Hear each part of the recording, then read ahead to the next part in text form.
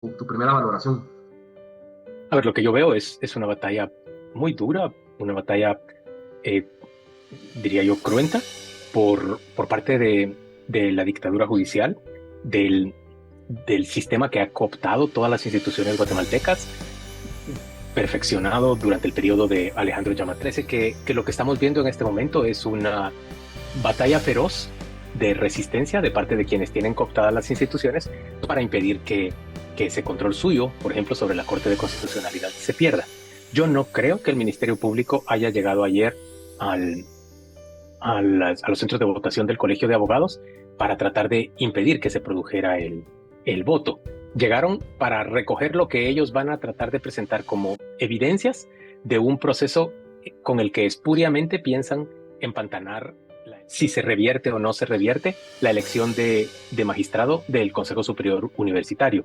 Me parece que lo que vamos a ver en las próximas semanas es una actuación muy dura, muy determinada de parte de estas personas, casi kamikaze, diría yo, de parte de Consuelo Porras y los suyos por tratar de mantener el control y tratar de mantener, sobre todo, su mayoría en la Corte de Constitucionalidad, pero hasta este momento llevan las de perder. Sí van a recurrir en contra de la magistrada del Tribunal del Colegio de Abogados y pensaría yo, Julio, que para ellos es clave, es determinante buscar una manera de impedir que el Congreso nombre a quien muchos de nosotros creemos que van a elegir, que es a Ronnie López, el actual magistrado suplente de la Corte de Constitucionalidad, quien fue secretario general de Consuelo Porras al inicio de su gestión, pero que estableció pleito con ella y con su secretario general Ángel Pineda. También he escuchado que ha habido un cierto distanciamiento con respecto a Consuelo Porras y que Consuelo Porras ya no sería designada ni siquiera magistrada suplente, que tampoco Leila Lemos sería magistrada titular. Ahora me hablan de un abogado de apellido Aguirre Humay, que ha ocupado la dirección del Centro Universitario de Santa Rosa y que me dicen que él sería el candidato del señor Mazarieg. No tiene alternativa. Eh, el rector se la tiene que jugar con el actual Consejo Superior Universitario, porque él sabe que un consejo renovado ya no le responde a él en primer lugar y en segundo lugar ya no le va a permitir ser. Esperar todavía que se pueda respetar o que pueda incidir a que haya ese equilibrio en esa integración del tribunal al momento que el Congreso escoja a esos 5 magistrados titulares y suplentes. Yo esperaría que sí, pero veo que otra vez va a ser algo complicado. Como te digo, yo confío en que entren por lo menos 3 magistrados respetables. Hemos de pedirle al presidente de la República, al momento de que él tome la decisión de a quién designa como fiscal general. Que no le ponga límites, que no le venga a decir que le pide que no procese o que no operativice las denuncias que se planteen en contra de quienes actualmente dirigen el Ministerio Público o están en el organismo judicial y han actuado en contra de numerosos ciudadanos para castigarlos por haber perseguido corrupción y para vengarse de ellos porque denunciaron corrupción. Junta directiva y el mismo gremio de abogados frente a toda esta cooptación que hemos visto. Creo que es el gremio de abogados y no necesariamente la junta directiva. Y creo que están enfrentando con éxito ese desafío de, como vos decís, formar una mayoría pro democracia adentro del colegio de abogados, en lugar de lo que hemos tenido en los últimos años, en las últimas 2 décadas, que son mayorías pro privilegios o por intereses sectoriales de pequeños grupos.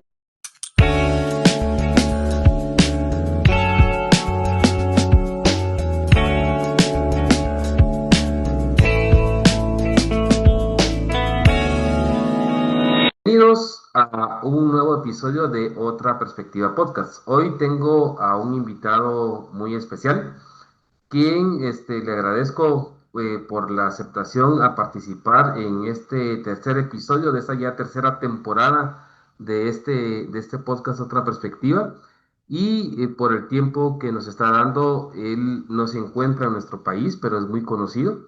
Es Juan Luis Font, es periodista, más de 35 años ya de ejercicio en el periodismo, básicamente en toda esta parte ya de la era democrática que tenemos en nuestro país, y actualmente está viviendo exiliado en Francia. Ya tiene alrededor de un año de estar viviendo en Francia luego de que había o se le giró una orden de captura en su contra, ¿no? Y que fue lo que motivó a que Juan Luis esté fuera de nuestro país.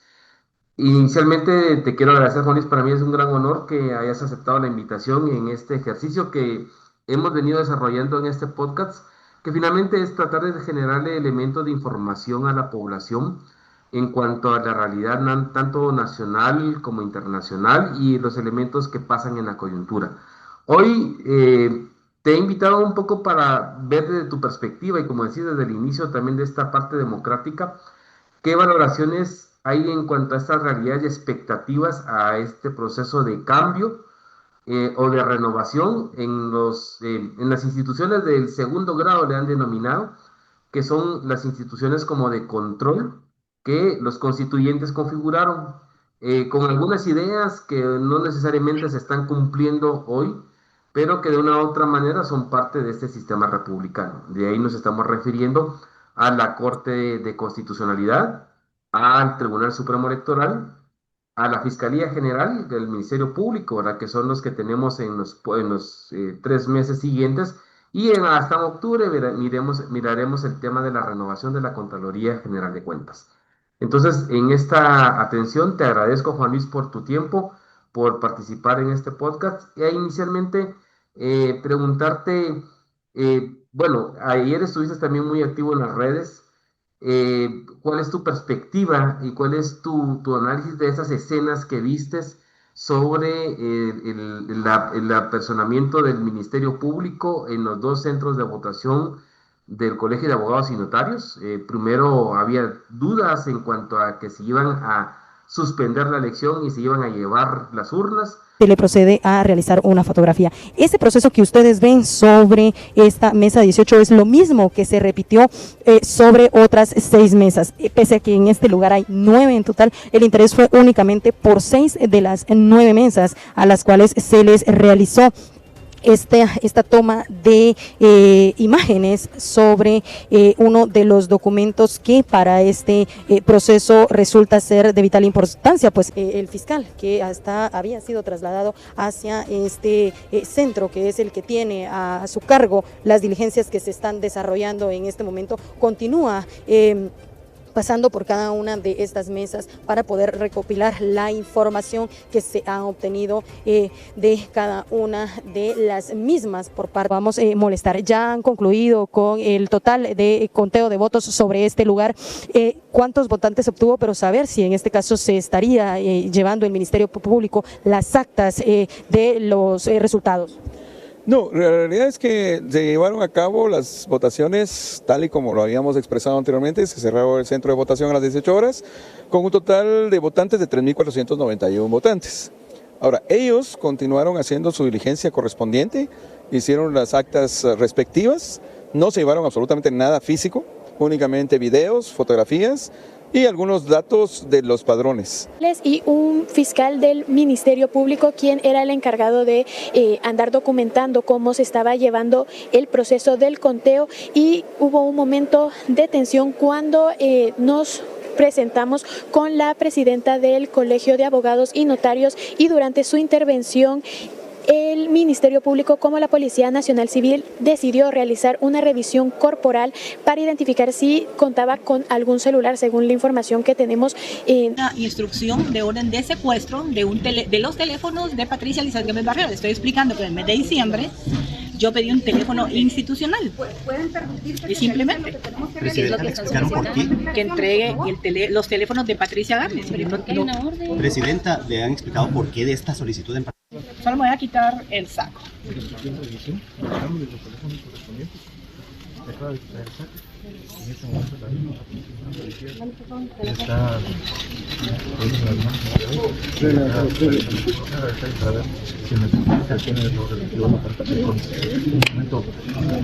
Luego la escena un poco que se ha vuelto viral en los medios de relativamente esa revisión que le hicieron a la presidenta del colegio, que levantó también mucha indignación en el gremio, puesto que realmente no habían como muchos elementos en cuanto a este proceso de requisa que le estaban haciendo por teléfonos. Pero contame, ¿cómo ves ese escenario desde afuera y qué te parece? ¿Cuál es tu primera valoración? A ver, lo que yo veo es una batalla muy dura, una batalla, eh, diría yo, cruenta por parte de la dictadura judicial, del del sistema que ha cooptado todas las instituciones guatemaltecas, perfeccionado durante el periodo de Alejandro Yamatei, que logró cooptar Tribunal Supremo Electoral, Procurador General de la Nación, Corte de Constitucionalidad y, por supuesto, Ministerio Público y Corte Suprema de Justicia y buena parte de los juzgados y de las cortes de apelaciones. Pienso que ellos funcionan como una dictadura judicial y que se encuentran en una situación muy complicada porque el periodo de la fiscal general, que es clave para mantener el control, el funcionamiento de esa dictadura, vence en mayo próximo. Con una Corte de Constitucionalidad distinta, no van a poder realizar muchas de las cosas que en estos últimos años han hecho, por ejemplo, como excluir a un integrante de la Corte de Constitucionalidad que no les caía bien, o como forzar a la inclusión de una Consuelo Porras a la nómina de 6 candidatos a fiscal general. Entonces, a mí me parece que lo que estamos viendo en este momento es una batalla feroz de resistencia de parte de quienes tienen cooptadas las instituciones para impedir que ese control suyo, por ejemplo, sobre la Corte de Constitucionalidad, se pierda. Yo no creo que el Ministerio Público haya llegado ayer al, a los centros de votación del Colegio de Abogados para tratar de impedir que se produjera el voto. Llegaron para recoger lo que ellos van a tratar de presentar como evidencias de un proceso con el que espuriamente piensan empantanar la elección de magistrados titular y suplente. Al lograr empantanarlo, si consiguen hacerlo, pues garantizan que Néstor Vázquez permanezca en la Corte de Constitucionalidad y ese es un voto más a favor de ellos adentro de esa corte que se va a integrar con nuevos elementos a partir de abril próximo y, y pues eso los ayudará a mantener ciertas decisiones que son importantes, como por ejemplo, si se revierte o no se revierte la elección de magistrado del Consejo Superior Universitario. Me parece que lo que vamos a ver en las próximas semanas es una actuación muy dura, muy determinada de parte de estas personas, casi kamikaze, diría yo, de parte de Consuelo Porras y los suyos por tratar de mantener el control y tratar de mantener sobre todo su mayoría en la Corte de Constitucionalidad, pero hasta este momento llevan las de perder. Sí, obviamente, estando ayer en el centro del Club La Aurora en la votación, digamos, hubo una confusión al inicio, pero la expectativa, fíjate, Juan Luis, que pasó fue totalmente lo contrario, porque realmente sí, en un momento determinado, la duda existía, es, bueno, vamos a continuar votando o no vamos a continuar votando, pero sin embargo, cuando ya hubo una certeza de que efectivamente sí continuaba la votación y que ya faltaban alrededor de 2 horas y media para que terminara la misma, más bien lo que se generó fue que colegas que ni siquiera pensaban volver a ir a votar, decidieron ir a votar, pero más por un proceso de indignación a lo que pretendían, porque como te digo, al final de cuentas tiraron también mucha duda en cuanto a si el acercamiento era hacia la sede del Colegio de Abogados y Notarios o a los centros de votación. ¿Crees que finalmente prive más este proceso de entrampar el proceso de la renovación, como por ejemplo pudiera ser el tema de que no tome posesión Astrid Lemos, o que de igual manera exista alguna duda en cuanto a la legalidad por parte del Consejo Superior Universitario en la designación de sus dos representantes y con eso, pues efectivamente sí entremos a un caos institucional en el caso de la Corte de Constitucionalidad? Yo creo que más que un caos institucional, a lo que ellos le están apuntando es a la permanencia de los mismos magistrados en la Corte. Si el Consejo Superior Universitario elige la semana entrante, pese a todos los alegatos que existen, que son alegatos sustentados de ilegitimidad de parte de ese Consejo Superior Universitario, porque más de 20 de sus representantes están ahí con una representación vencida. Si ellos eligen magistrados, es muy probable que se impugne esa elección. Lo que yo no sé es si una de las cortes va a querer impedir o frenar la toma de posesión de ese magistrado electo por el Consejo Superior Universitario.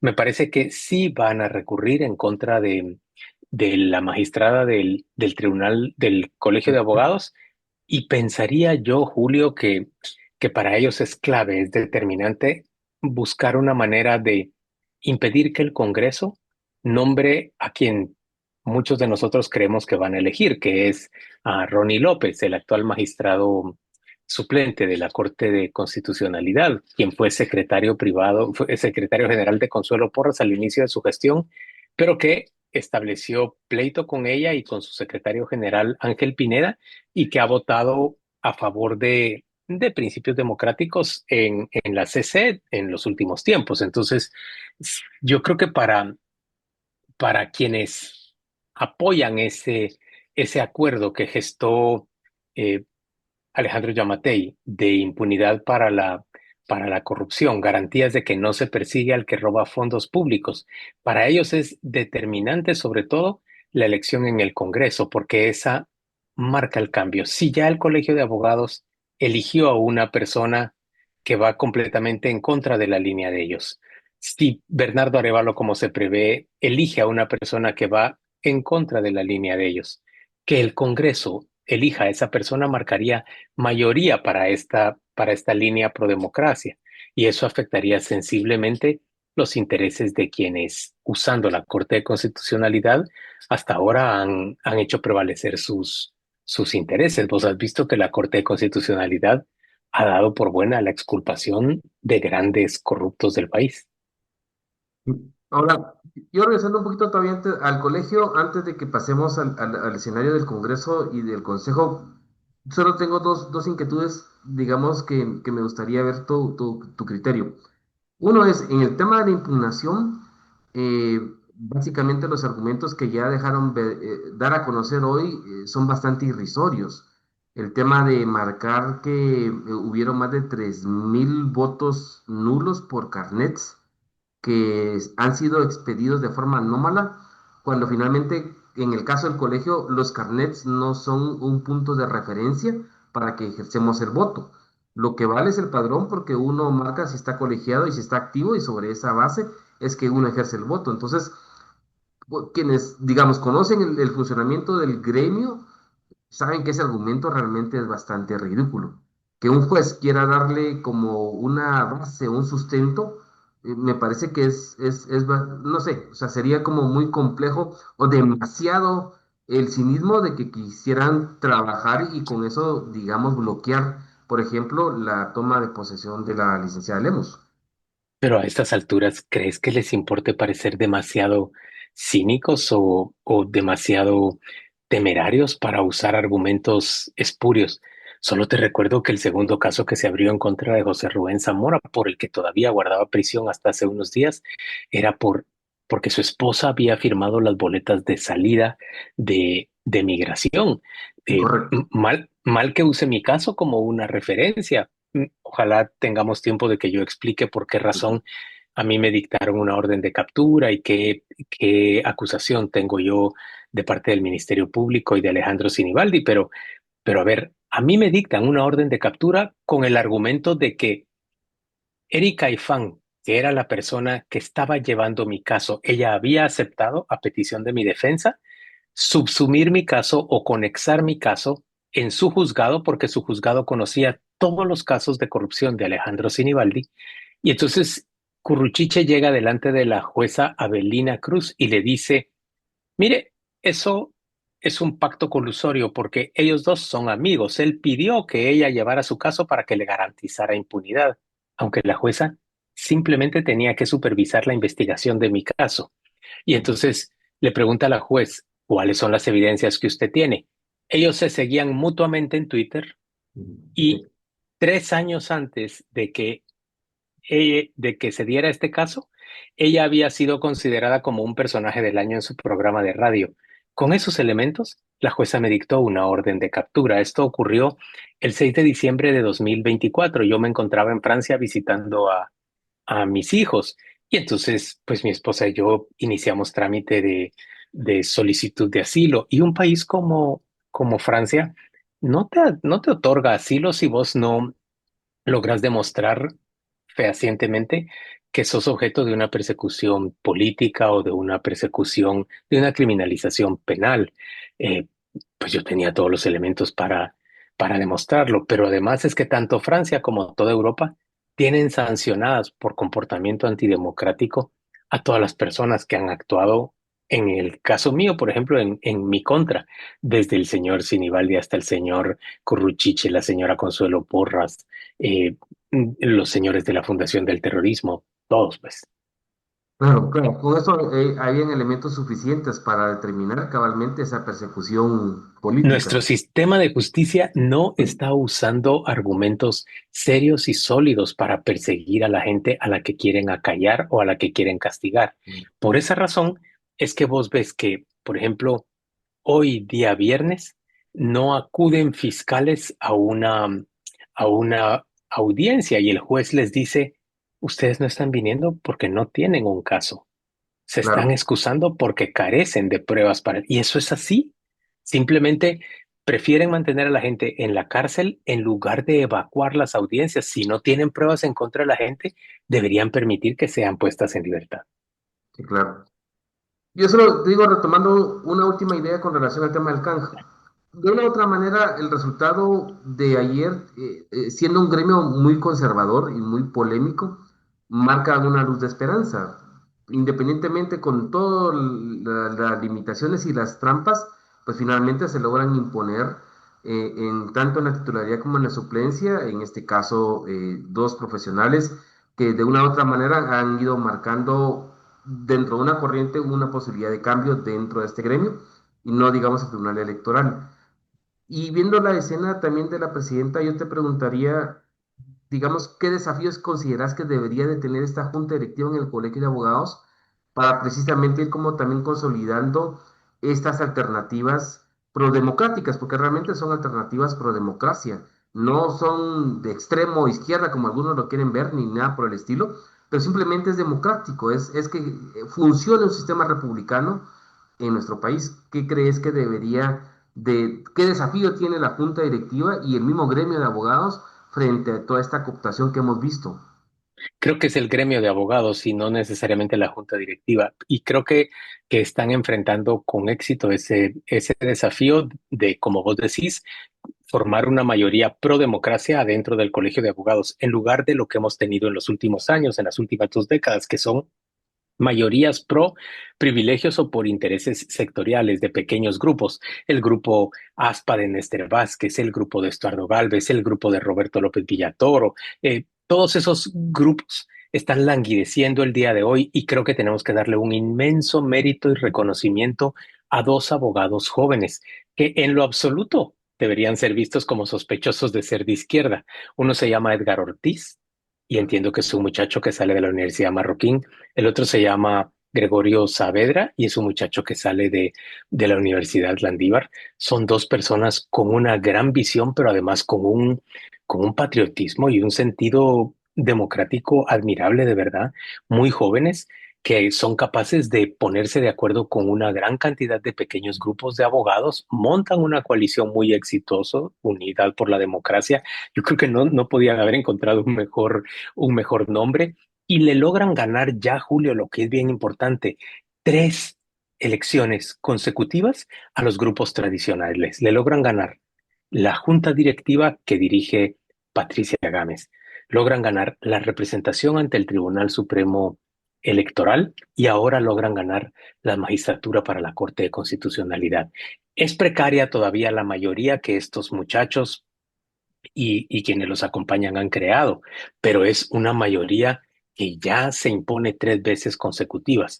Yo pienso que hay mucha esperanza. Ahora, la esperanza no debería sino sistematizarse en una plataforma que permita aspirar a más cosas. Y ellos ya un poco lo han dicho. Lo primero es excluir al gremio de abogados de las decisiones en el sistema de justicia, excluir a las universidades para devolverle a las universidades su rol estrictamente académico. Por el otro lado, dotar, insuflar, inyectarle al sistema de justicia el espíritu opuesto del que tiene en este momento, que es un espíritu de fatuidad, de mucha, de mucha ligereza y mediocridad, un espíritu que premia doctorados de cartón Claro. y en cambio dotarle a ese sistema de un carácter mucho más técnico, mucho más capaz, mucho más responsable con la sociedad a la que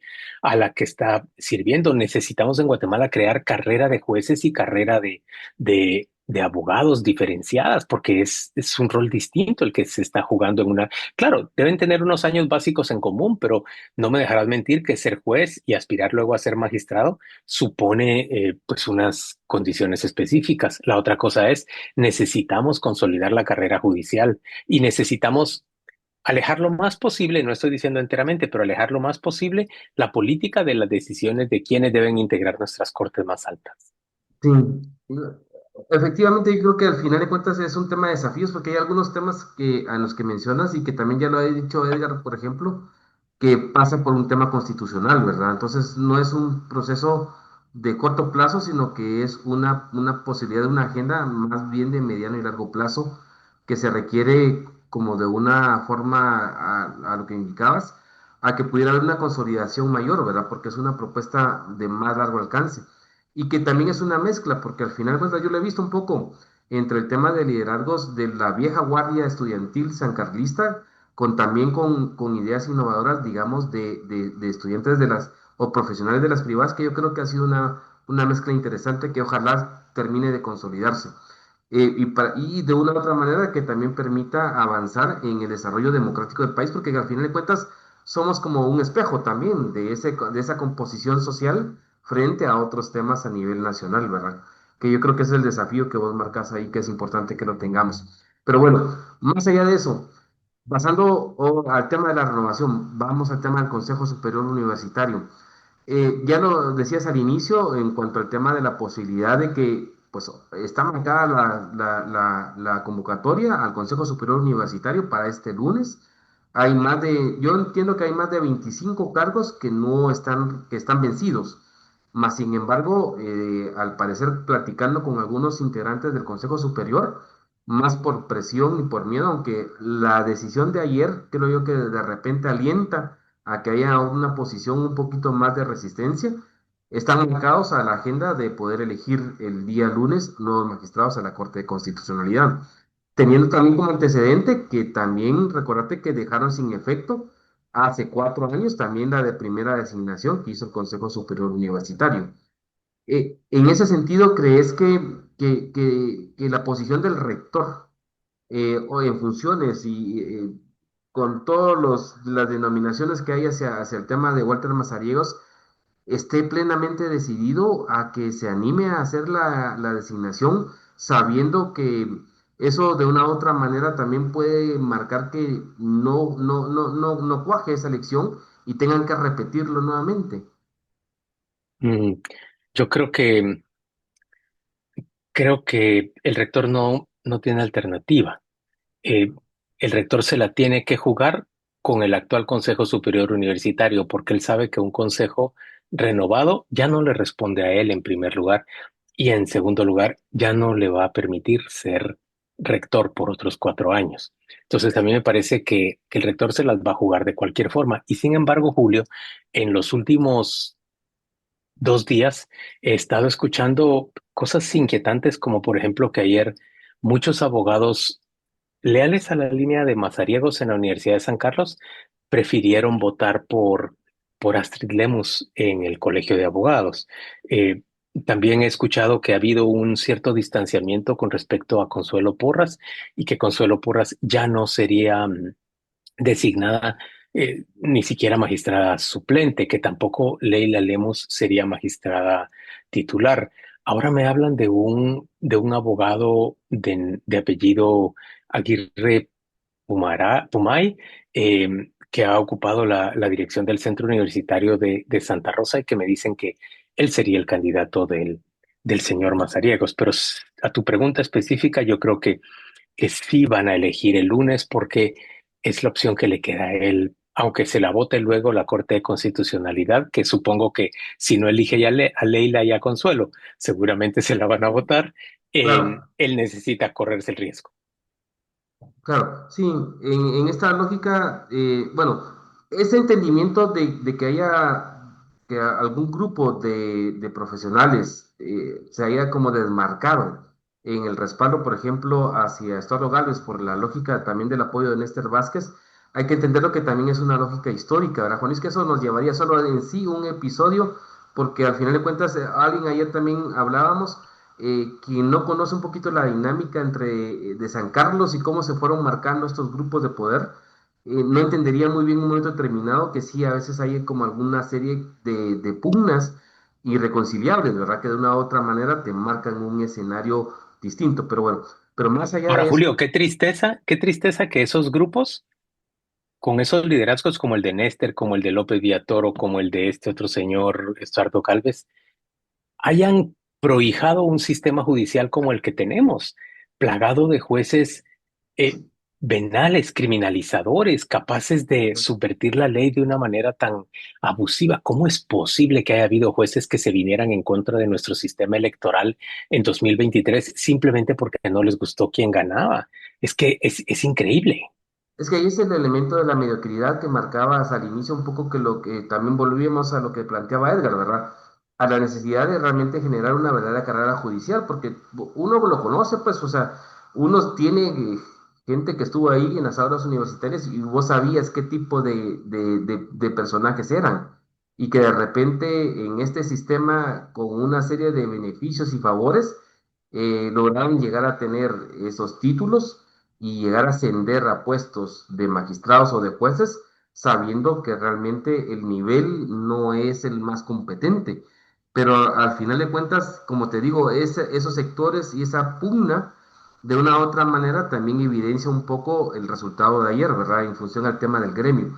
Y sí, es necesario una reforma profunda, pero que tendrá que llevar una serie de etapas y mi preocupación a veces es que también hay algunos elementos que tienen que ver con un carácter constitucional. Y entonces el momento o las condiciones de cómo llegas a esa etapa es que necesitas también un gobierno que tenga una agenda más profunda, más directa, que se esperaba en este gobierno, pero realmente se perdió. Entonces, el punto es más profundo, Juan Luis. Yo creo que al final de cuentas, estos elementos te marcan a la necesidad de articulaciones y de acuerdos y de élites, no solamente en este componente judicial y de renovación, digamos, de instituciones de control, sino observando a continuación, de alguna manera hay un perímetro de seguridad y se establece la información por parte de nuestro compañero Jonathan Hernández. En su momento habría un acercamiento de la prensa hacia la funcionaria que dice que la presidenta del Colegio de Abogados y Notarios de Guatemala, Patricia Gámez, se refiere a la presencia del Ministerio Público y un posible allanamiento en el centro de votación. Gracias.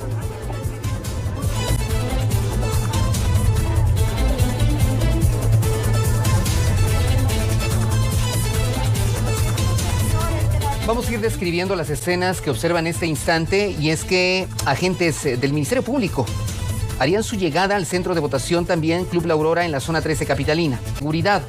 Hay que recordar en este instante que se está llevando a cabo la segunda vuelta del Colegio de Abogados y Notarios de Guatemala y que por supuesto algún tipo de indicación vamos a escuchar. Sí, aquí se acerca él.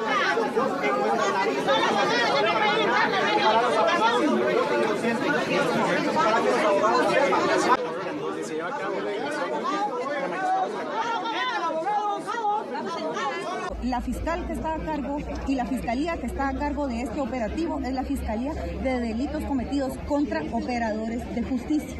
Por ende, es la que está a cargo.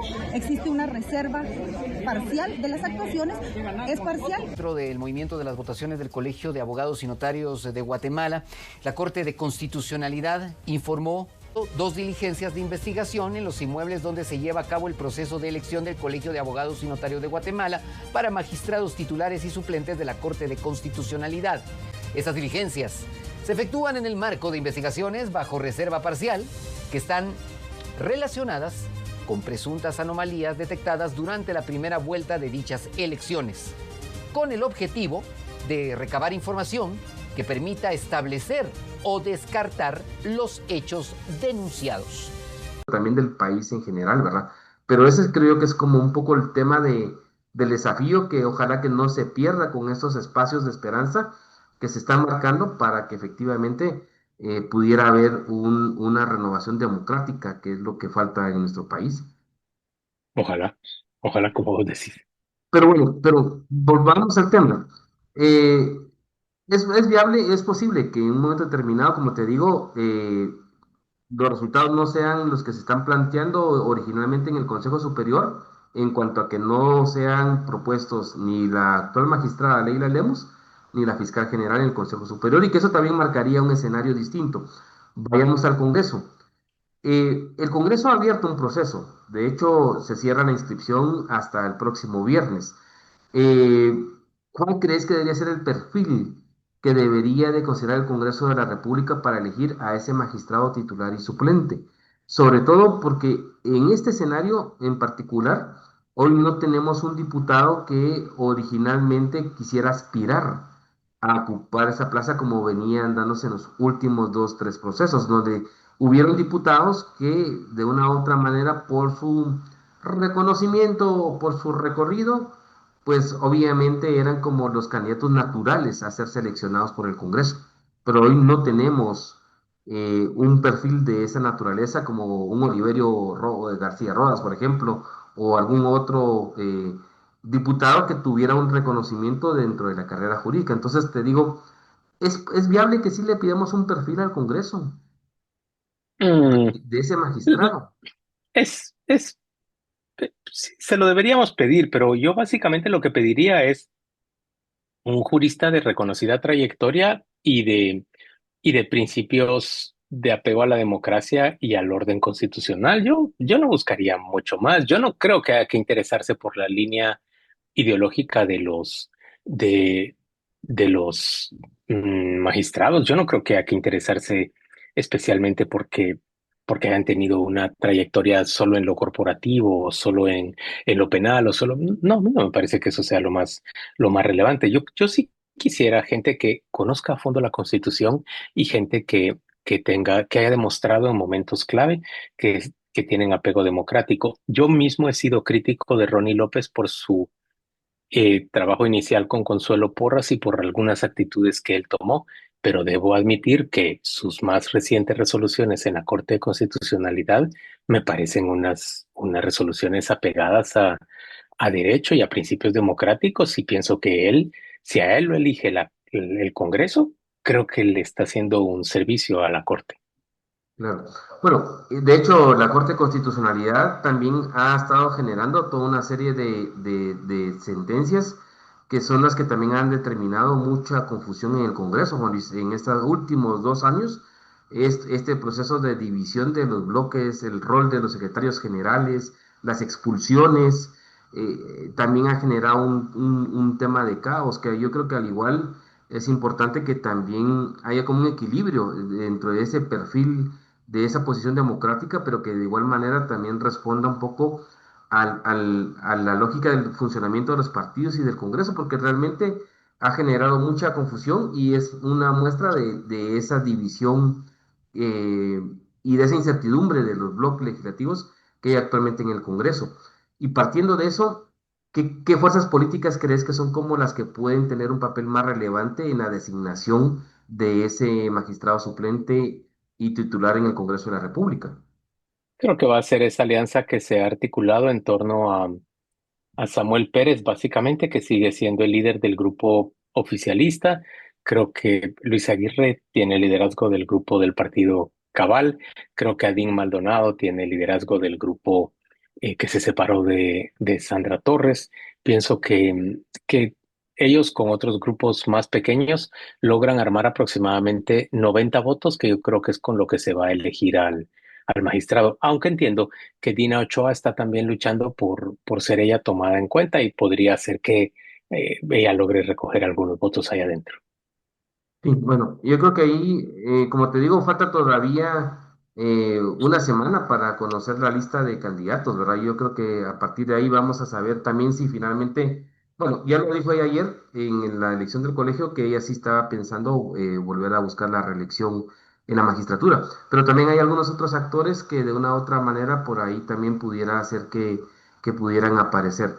Pero bueno, en esta dinámica de composición, ¿cómo dejas al Ejecutivo en la parte de también determinar a quién podrían elegir para integrar esta corte, viendo en un escenario cambios en el colegio de abogados que no sean los que se han determinado en el Consejo Superior Universitario, que haya relativamente algún equilibrio en el Congreso como magistrados y luego el turno del organismo ejecutivo? ¿Cómo ves la posición del presidente en la designación de magistrados? Yo creo que el presidente se va a decantar por alguien como un Gabriel Orellana o un Gabriel Medrano o por una Anabela Morfín. Me parece que son cuadros, pues todos, digamos, de una derecha democrática, que creo que son los que el presidente, entre los que va a terminar eligiendo. Esa es mi percepción hasta este momento. Puede ser que haya un gallo tapado que yo no conozca. Claro. Pero que de igual manera, digamos, también representan un poquito alguna área muy conservadora, ¿no, no lo ves así? Sí, sí, es una línea conservadora, pero ahora te diría yo, ¿acaso el presidente ha hecho algún cambio o alguna innovación en su gobierno que nos haga pensar que él tiene un pensamiento distinto, digamos, al del statu quo? Correcto, sí, no, en esa parte sí, ahí ha dejado bastante dudas. Estamos con Juanis Font, periodista y nuestro invitado para este episodio de Otra Perspectiva Podcast. Estamos haciendo un análisis sobre el tema de las realidades y las expectativas de esta renovación de los órganos de segundo grado. Vamos ahora con el espacio en el tema del Tribunal Supremo Electoral, Juan Luis, para ir aprovechando tu tiempo. ¿Cómo calificas hasta este momento el desempeño de la comisión de postulación que está revisando más de 188 expedientes y que tendrá que sacar una nómina de 20 personas para el Tribunal Supremo Electoral? Mira, veo que hasta ahora, en lo que ha sido la discusión de las normas y de las prácticas, se ha dado un debate respetuoso y razonable. No veo que haya habido unas grandes fricciones. Supongo que las fricciones o las diferencias, quizá más que fricciones, se van a dar cuando surjan ciertos nombres y voten por ellos, pues la mayoría cercana al rector y a Consuelo Porras. eh, y en cambio, el voto del Colegio de Abogados, que en este caso lo va a emitir Goyo Valdés, sea distinto. Pero pienso que candidatos como Arabela Castro, por ejemplo, que presentó su candidatura, a mí me entusiasma mucho que una persona como ella pueda estar en el Tribunal Supremo Electoral. En cambio, deploro absolutamente la posibilidad de que alguien como Alejandro Córdoba, actual procurador de Derechos Humanos y la persona que acusó espuriamente a Jordán Rodas para impedir que pudiera participar en las elecciones, o que Lester Castellanos, el torturador de Virginia La Parra, puedan llegar a un Tribunal Supremo Electoral, o que Roberto Morales, el magistrado de la Sala Sexta de lo Contencioso Administrativo, pudiera llegar. Yo esperaría que haya una revisión escrupulosa, pero te voy a decir que también tengo unas ciertas una cierta tranquilidad en el sentido que confío en que en el Congreso, pues los diputados tampoco quieran apostar por estos perfiles tan desastrados, tan terriblemente descalificados, porque también tiene su costo político votar por alguien cercano a Consuelo Porras o por alguien como Alejandro Córdoba o como Lester Castellano. Sin duda eso tiene costo político. Bueno, y tenés ahí también una serie de ex magistrados de la Corte Suprema de Justicia que también son cuestionables el rol. O igual, yo inclusive, por lo menos en el caso de los magistrados actuales del Tribunal Supremo Electoral, titulares y suplentes, creo que tampoco Pienso llenan igual que vos que no condiciones. deberían estar ahí, no llenan las condiciones. Claro. Ahora, aquel punto es la posibilidad de cómo se genera el tema del tiempo, porque digamos, hoy viernes se está calificando hoy tienen que sacar la tabla de ponderación y el lunes o martes están ya definiendo la discusión de la designación de esta lista de 20 Y ahí están los elementos también en cuanto al tema de la honorabilidad, que fue un poco lo que algunas organizaciones de sociedad civil pues no están muy conformes en cuanto a que plantearon de que en su conocimiento no generó exclusión, pero sí que fuera considerado al momento de hacer la votación. Eh, ¿Crees que Yo al final encuentro de cuentas? razonable lo que dijo la comisión al respecto, vos, la comisión postuladora, porque entendí que la comisión dijo, a ver, las tachas que se presentaron son tachas que aluden a la ética o falta de ética y a malas actuaciones en su carrera, pero no son tachas que descalifican o que aluden a los requisitos indispensables para participar. Entonces, creo que esas requieren otra calificación. Sí, fue un elemento técnico, Rajonis, porque marcaron el tema de que no había ningún alegato que marcara digamos, la posibilidad de un impedimento, ¿verdad? Plantearon que era un tema de un impedimento y a partir de ahí no había ninguna razón para excluirlo, más que sí tenía elementos claros para el proceso de discutir los elementos éticos de la idoneidad y la honorabilidad, ¿verdad? Que es lo que marcaron, pero que creo que también genera un poquito de confusión esta tabla de gradación, que es distinta a la tabla de gradación de del fiscal general. Porque esta tabla de gradación, yo no sé si la viste, Juanis, pero realmente, primero está muy marcada, está muy sesgada en cuanto a calificaciones, tanto de la parte profesional como de la parte del mérito, y que sí está como, digamos, es más confusa que la otra.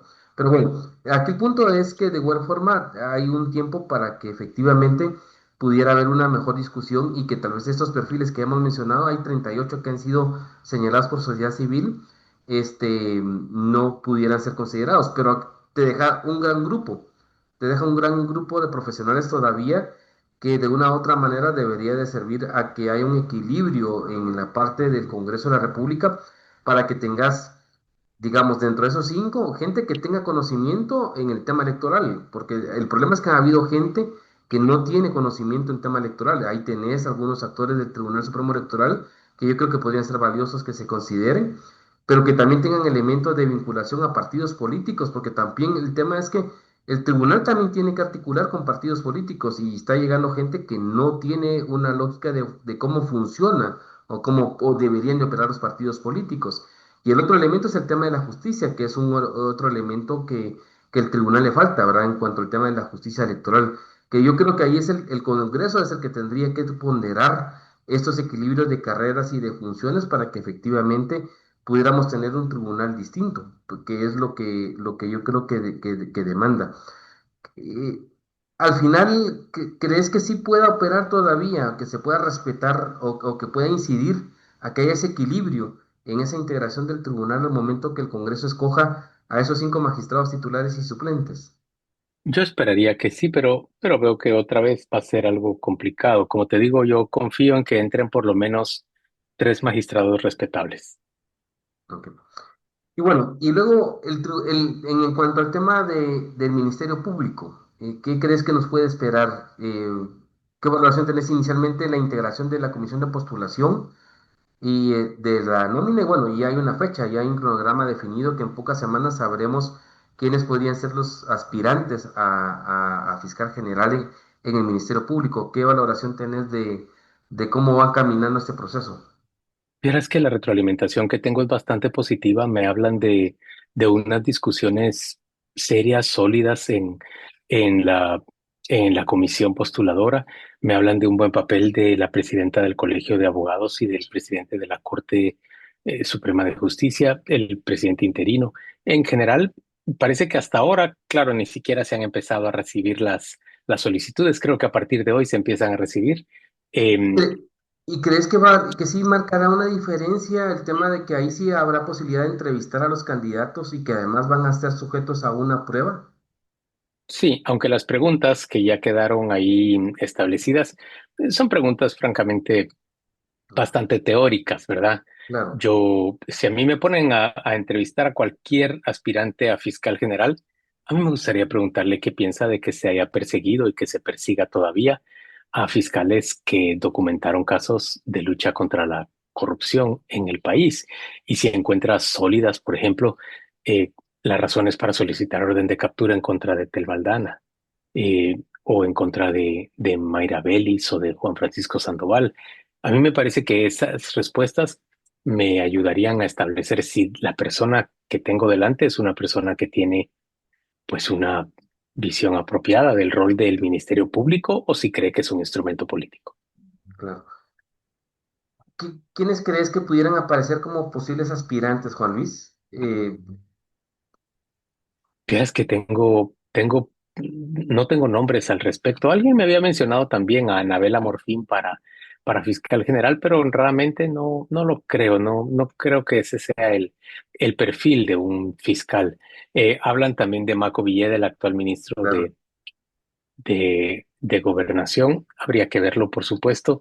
Eh, no sé, veo pocas posibilidades de que tengamos un panorama más claro hasta dentro de 8 días. Claro, claro. Bueno, y en esta dinámica de este perfil de fiscal, porque al final también hay un alegato en la lógica que nos ha llevado en esa polarización de CICIG anti-CICIG, de quién empezó la persecución, la lógica de cómo existía el tema del funcionamiento en su momento con la fiscal Estel Maldana y el comisionado de la CICIG, luego el retorno, en este caso, del actual fiscal y lo que ha habido. ¿Qué elemento crees que debería de marcar el hecho de que no estemos como en esa lógica de vendetta y que efectivamente haya como un parteaguas a que efectivamente tengamos un sistema de persecución penal, pero de justicia más equilibrado, objetivo, y que no estemos en ese proceso de círculo vicioso? Yo, bueno, pues el hecho, supongo, de ser un perseguido por el actual Ministerio Público, de vivir en el exilio, pues marca un sesgo relevante en mi forma de pensar. Pero yo no admito que haya ningún paralelismo entre lo que hizo la CICIG con Iván Velázquez al frente y el Ministerio Público con Tel Maldana al frente. No creo que haya paralelismo entre eso y lo que han hecho la Fundación del Terrorismo y Consuelo Porras dirigiendo la acción pública penal. No creo que pueda equipararse. Si bien soy crítico de algunas de las acciones de tanto Iván Velázquez como de Tel Maldana, por ejemplo, soy muy crítico de que se haya perseguido a todos los ministros del gobierno de Álvaro Colón de una manera tan eh, torpe, diría yo, y poco fundamentada por el caso del transurbano. Eh, si bien soy crítico de eso y de algunas otras acciones de ese tiempo, es que no puedo establecer ninguna comparación con lo que ha ocurrido con la criminalización de actores dentro del Ministerio Público, con la liberación de grandes corruptos, con la devolución de patrimonios robados, con la gestión de la impunidad, pero sobre todo con una especie de operación. Es que han hecho funcional la venganza de sujetos como Alejandro Sinibaldi en contra de personas que se atrevieron a dar testimonio respecto a lo que ellos hicieron, a los delitos que cometieron. No, por favor, no hay paralelo entre una cosa y la otra. Claro. Dos últimas preguntas, Juan Luis. ¿Qué desafío deberíamos de pedirle al presidente de la República al momento de que él tome la decisión de a quién designa como fiscal general? Que no le ponga límites, que no le venga a decir que le pide que no procese o que no operativice las denuncias que se planteen en contra de quienes actualmente dirigen el Ministerio Público o están en el organismo judicial y han actuado en contra de numerosos ciudadanos para, para castigarlos por haber perseguido corrupción y para vengarse de ellos porque denunciaron corrupción. Si el presidente llegara a pedirle esa clase de compromiso al nuevo fiscal, a mí me decepcionaría profundamente. El nuevo fiscal debe ser capaz de evaluar cada una de las denuncias que reciba y operativizar aquellas que le parece que tienen mérito. Punto número uno. Y punto número dos, a mí me parece que algo que sí debería hacer el presidente es pedirle al nuevo fiscal que cree una unidad de descriminalización que revise cada uno de los casos que se han procesado durante el periodo de Consuelo Porras en contra de operadores de justicia y que se evalúe si esos casos tienen mérito o no, y en el caso de que no los tengan, que se haga un proceso para descriminalizarlos. Y la otra pregunta, que es un poquito al inicio de lo que comentábamos y la valoración que se planteó y lo ha expresado Edgar Ortiz y lo comentabas al inicio, la necesidad de superar todo un sistema de titulitis, un sistema meritocrático, pero que realmente no está basado realmente en conocimiento y en capacidad. Pero de igual manera, por ejemplo, un proceso de tablas de gradación en este sistema de renovación de instituciones de segundo grado, que también están relativamente dirigidos. O sea, no es, inicialmente el presidente a inicios de año decía que los mejores abogados se postulen, pero si yo me quiero postular a un puesto, Juan Luis, honestamente, el sistema está marcado para unos y no para otros. O sea, no es tan objetivo. Eh, ¿Qué elementos crees que deberíamos de tener los guatemaltecos de reflexión después de este proceso, de todos estos vaivenes que han habido con el proceso de la integración de las comisiones de postulación, Tribunal Supremo Electoral, Fiscal General, viene Contralor, pero la designación también en cuanto a los debates de cómo y qué perfiles deben existir para Corte de Constitucionalidad, entre otros? ¿Cómo o quién realmente crees que debe encauzar estas demandas de cambio y que se puedan operativizar? Como yo te decía, hay algunas que tienen elementos constitucionales, o sea, tenemos que pasar por una reforma constitucional o una nueva constituyente. ¿Quién hace ese ejercicio, Juan Luis, que pueda unificar y que efectivamente permita que pudiéramos tener un sistema democrático mucho, tal vez más objetivo y más Los republicano? grandes juristas nacionales, los grandes juristas nacionales deberían sentarse a discutir y plantear sus propuestas sobre cómo reformar nuestro sistema judicial para dotarle de más confianza y de más profesionalismo y técnica. ¿Y qué rol le das a las élites? Tanto económica, académica, que de una u otra manera también tienen a veces algún componente de Las avance élites a los académicas procesos. tienen, las élites académicas tienen un rol que jugar en el sentido que van a tener que adoptar los nuevos pensums de estudios o el nuevo diseño de carreras que se cree para jueces y para técnicos en el sistema judicial.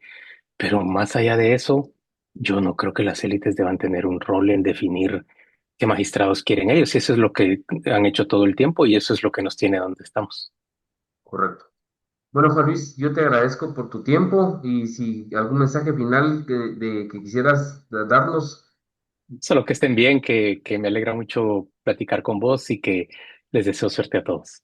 Gracias, Juan Luis, te agradezco por tu tiempo y por tu participación en este podcast. Así que, amigos, a quienes nos escuchan y nos ven, les agradecemos para que puedan estar también pendientes de los próximos episodios de Otra Perspectiva Podcast. Muchas gracias.